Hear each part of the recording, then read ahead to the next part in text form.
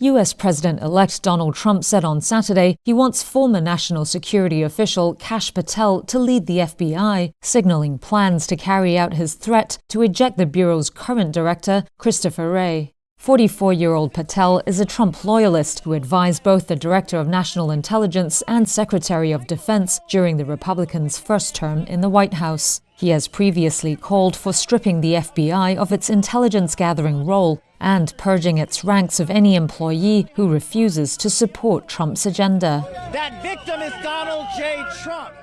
In a September interview on a conservative podcast, Patel said, quote, "The biggest problem the FBI has come out of its intel shops. I'd break that component out of it. I'd shut down the FBI Hoover building on day one and reopen it the next day as a museum of the deep state." Current Director Wray's term does not expire until 2027. FBI directors are appointed to 10-year terms by law as a means of insulating the Bureau from politics. Trump himself appointed Wray to the role during his first term. But Wray has since come under fire from Trump and his supporters, who have accused the FBI and other federal agencies of weaponizing their law enforcement to silence critics on the right and target political enemies. It was under Wray that the FBI carried out a court-approved search at Trump's Mar-a-Lago estate to look for classified documents. Wray has also faced criticism for his role overseeing a directive by Attorney General Merrick Garland aimed at working to protect local school boards from violent threats and harassment. An FBI spokesperson did not directly comment on Patel's nomination on Saturday, saying, quote, "Every day the men and women of the FBI continue to work to protect Americans from a growing array of threats. Director Wray's focus remains on the men and women of the FBI, the people we do the work with, and the people we do the work for." The appointment will need Senate approval. There will likely be pushback against Patel's nomination by Senate Democrats and possibly even some Republicans.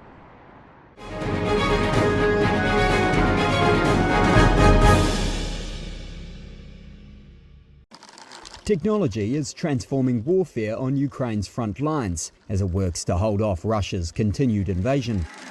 These uncrewed robotic ground vehicles shuttle ammunition and supplies to infantry in the trenches and evacuate wounded soldiers to safety. Ukraine will need tens of thousands of them next year, according to Deputy Prime Minister Mikhailo Fedorov. The buggy-like vehicles spare troops from operating in areas where Russian shelling and drones are rife. Fedorov says they are already being used by troops in Russia's Kursk region, where Kyiv's troops carved out an enclave in an August incursion. The key communication problem for infantry is the supply of ammunition and foodstuffs. The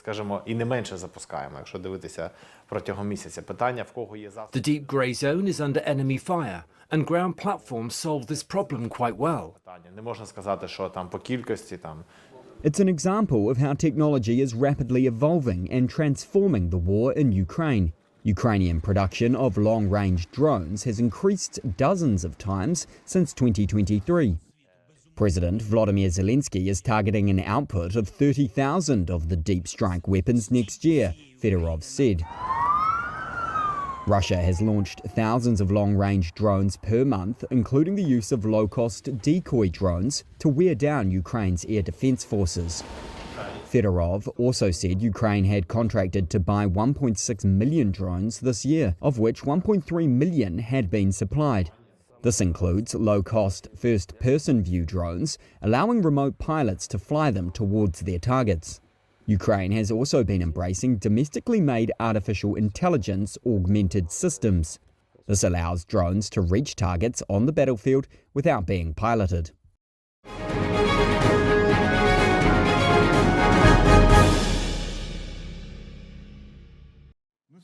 Stellantis shares slumped nearly 9% on Monday to their lowest in more than 2 years. It came after CEO Carlos Tavares resigned abruptly on Sunday, deepening investors' worries about efforts to turn around the world's number 4 car maker. It's also just 2 months since a profit warning at the maker of Jeep, Fiat and Peugeot cars. Stellantis stock is down 45% so far this year. Tavares had led the company since it was forged in January 2021. As a combination of Peugeot owner PSA and Fiat Chrysler. Tavares flattered investors with rapid post-merger cost cuts and boosted operating profit margins to around 13% last year. But Tavares' approach came under scrutiny after slumping sales in North America. In September, it issued a profit warning on its 2024 results.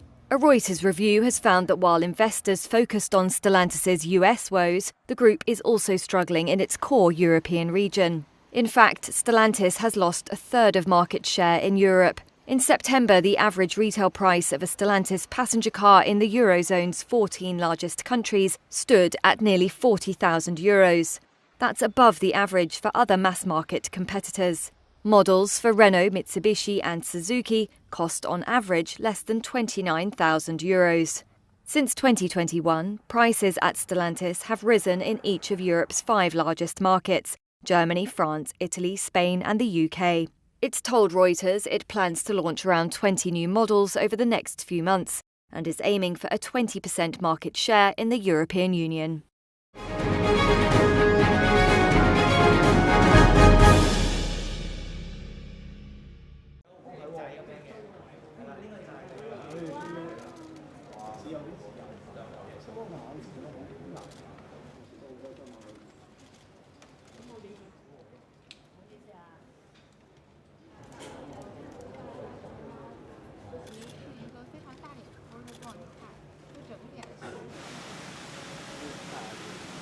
It's very happy. This is our first time to see a real panda.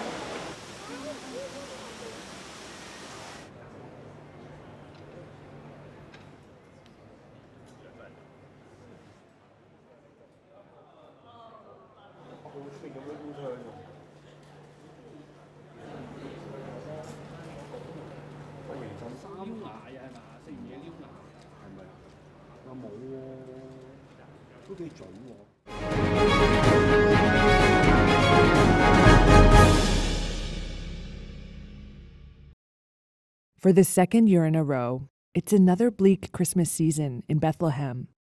Christians venerate the city as the birthplace of Jesus, but tourists are shunning the Palestinian city in the Israeli-occupied West Bank.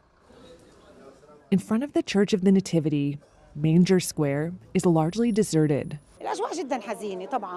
The atmosphere is very sad. You look around, there is nothing, says this worshiper from Haifa. Once again this year, there are no plans to put up a traditional Christmas tree. Souvenir shops are shuttered. Isa Talgia, an Orthodox priest who ministers at the Nativity Church, says Christmas will be a muted affair. The Church of the Nativity is the most important spot on earth, and as we come closer to Christmas, it is supposed to be packed with visitors and tourists who come to pray and to light a candle of hope. We have never seen it like this, even during COVID. Violence has surged across the West Bank since the start of the Hamas-Israel war in Gaza in October last year.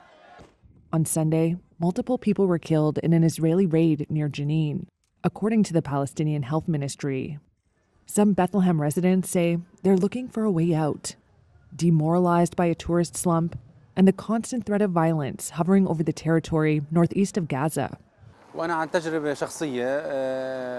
This man, who runs a falafel restaurant, says his cousin's family recently moved to Australia to escape poor economic and security conditions.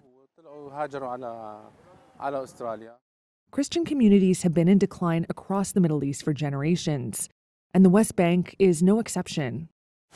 In the last year of British rule over the region in 1947, Christians made up some 85% of Bethlehem's population.